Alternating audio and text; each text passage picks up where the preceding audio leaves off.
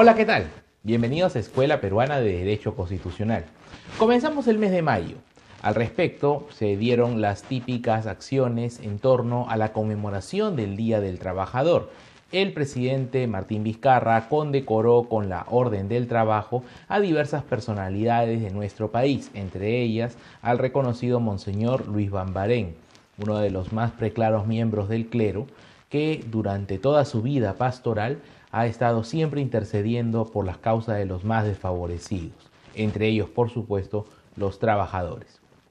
También el presidente Martín Vizcarra hizo la respectiva remembranza sobre Pedro Wilca, conforme a lo que ha dispuesto la Corte Interamericana de Derechos Humanos hace muchos años, cuando su familia interpuso la respectiva demanda ante la Corte sobre lo que fue su ejecución extrajudicial y todo lo que ya sabemos se vivió durante la década de los 90. Por otro lado, el día 2 de mayo tuvo lugar la presentación del gabinete del presidente del Consejo de Ministros, César Villanueva, ante el Congreso para obtener el voto de confianza. No olvidemos que Martín Vizcarra juramenta en el mes de marzo y miren, los primeros días de mayo es cuando su gabinete por fin se ha presentado ante el Congreso y con más de 90 votos ha obtenido la moción respectiva y con lo cual van a poder realizar las distintas obras o propuestas que expusieron ante la representación nacional. Algunos miran con cierto escepticismo y hasta con recelo la atención realizada por parte del Congreso, la cual en el bloque fujimorista ha sido prácticamente unánime la adhesión a otorgar el voto de confianza, cuando con la gestión del presidente Kuczynski la situación fue bastante tensa. No obstante, hay que siempre actuar bajo un principio, de alguna manera u otra, de buena fe. Tal vez los antecedentes no son los más favorables, pero lo que necesita el país es avanzar, no detenerse. Ya hemos perdido bastante tiempo con ello.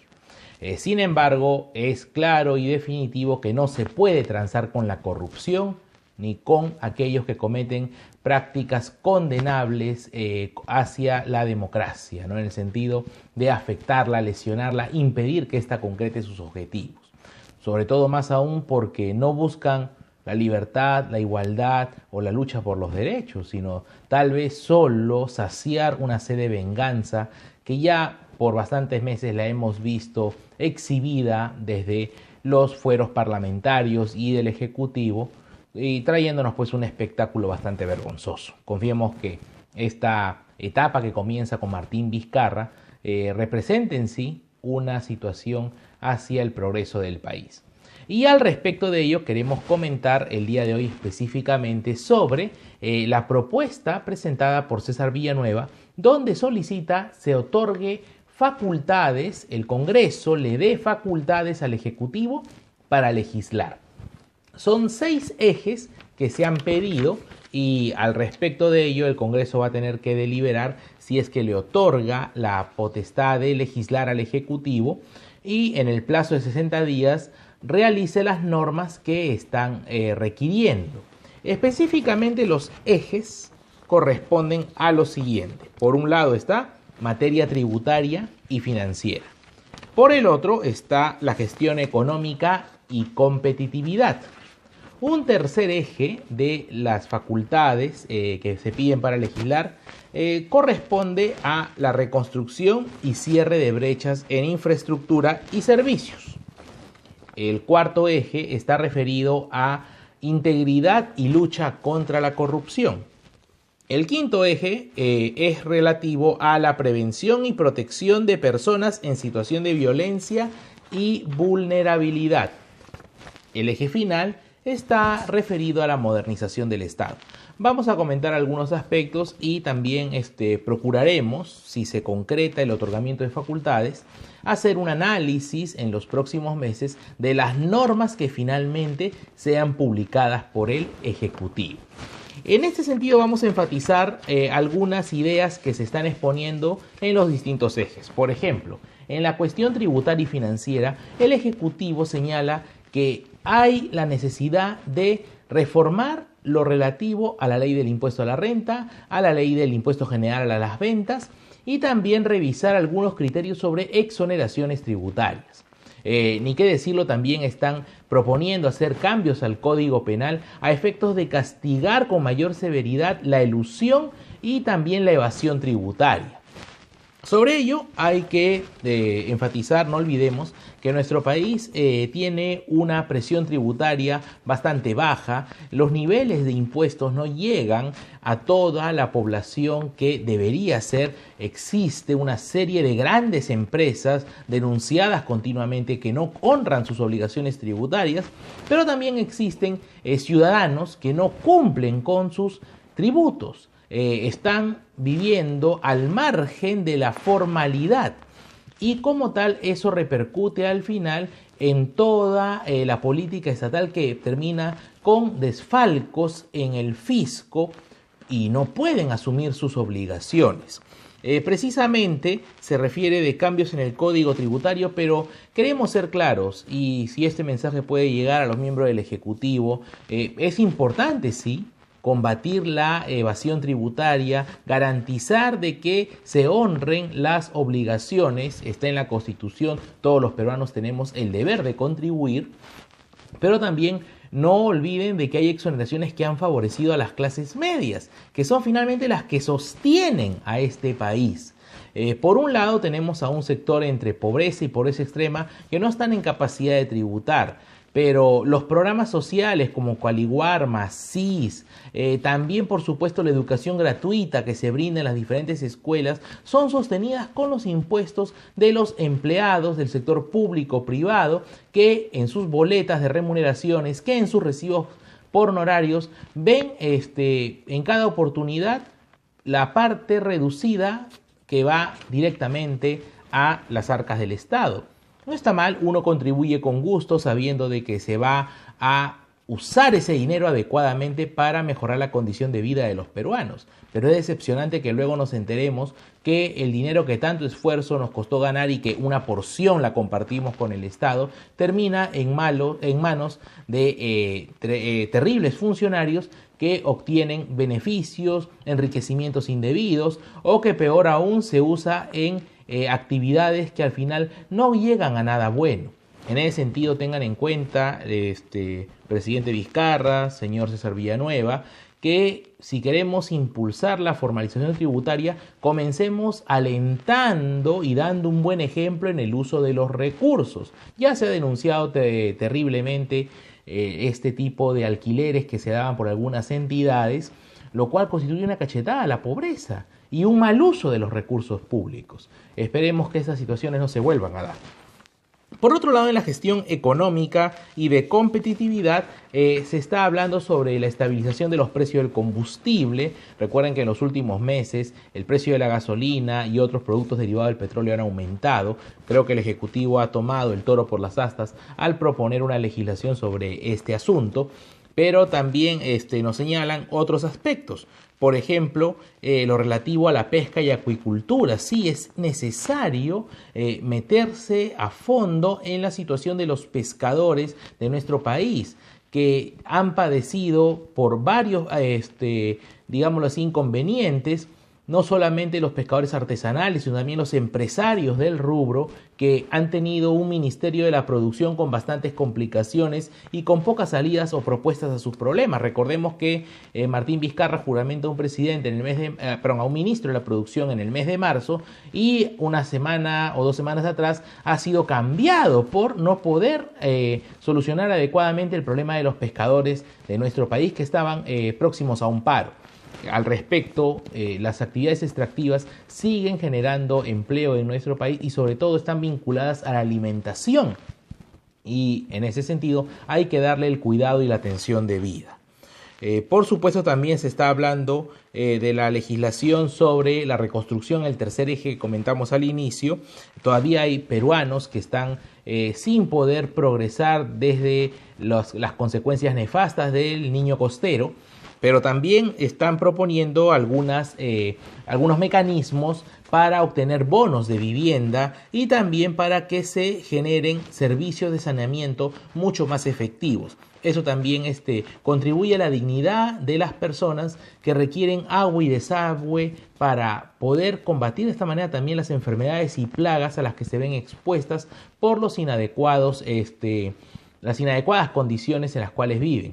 No olvidemos también que la ley de la reconstrucción con cambios estableció con otras normas la prohibición de habitar en lugares que puedan ser considerados de alto riesgo. Eso no debemos olvidarnos. Todavía se están reportando periódicamente invasiones en distintas zonas del Perú. Tengamos en cuenta, y hay que también ahí garantizar el respeto a la ley y a la autoridad, que no se permite esas invasiones. Sabemos que hay la necesidad de obtener viviendas, pero llegando y ocupando lugares de riesgo, nada bueno va a salir con el paso de los años. La legislación en materia de integridad y lucha contra la corrupción, vinculada también al tema tributario, es importante de enfatizarse. Al respecto, quiero centrarme en un asunto de los 5 puntos que proponen, entre ellos modificaciones al Código Penal y Procesal Penal, y de ejecución penal, y es en el tema de qué sucede con los bienes obtenidos mal habidos por funcionarios corruptos. Y es que la experiencia nos hace ver de que tal vez esté unos años en prisión, pero luego este ex presidente de región o gobernador regional ahora, este ex alcalde, este ex director que ha estado unos años en prisión, sale y puede gozar de todos aquellos inmuebles, de aquellos vehículos que obtuvo y el dinero en efectivo que obtuvo ilícitamente. Es por ello que en uno de los puntos se indica de que se tienen que establecer mejores acciones para poder recuperar rápidamente aquellos bienes obtenidos de forma indebida a costa de los recursos del Estado. En este sentido, señor Vizcarra, sí está usted ingeniero Vizcarra, está usted apuntando a una cuestión que todavía estaba, digámoslo así, al aire, porque a través de traspasos, a través de testaferros, ese patrimonio no se perdía. También se ha incidido, quiero también agregar esto, sobre la prohibición de toda persona que haya sido condenada por lavado de activos, tráfico ilícito de drogas o financiamiento del terrorismo, su ingreso o permanencia en la administración pública. Son delitos muy serios, efectivamente, pero mucho ojo, también ha habido denuncias periodísticas que han dado cuenta de ciertas personas con antecedentes de corrupción que han estado frecuentando en las últimas semanas algunas oficinas del gobierno. Y tal vez no sean trabajadores, pero diciendo que soy el abogado de tal o vengo por tal gestión de intereses. Obviamente que las sospechas y las dudas van a inundar nuestros pensamientos. Al respecto, tener mucho cuidado quienes nos visitan en nuestras distintas funciones. Otro punto, ya el penúltimo, dentro de los que se ha enfatizado, la legislación en materia de prevención y protección de las personas. Es escandaloso lo que viene ocurriendo y lo ponen aquí, mejorar los mecanismos de protección a nivel de las mujeres en lo referido y grupo familiar sobre casos de acoso, casos de espacios de tentativa de feminicidio, violación sexual de menores, y también una sanción efectiva para estas personas. Es increíble los niveles de desconsideración hacia la vida humana que estamos presenciando en estas épocas. Y al respecto, como hemos comentado en algunas ocasiones anteriores, y también tomando la idea de la directora de nuestro programa, es importante que las iglesias de cualquier confesión y credo se involucren oportunamente en la formación y el impulso a los valores.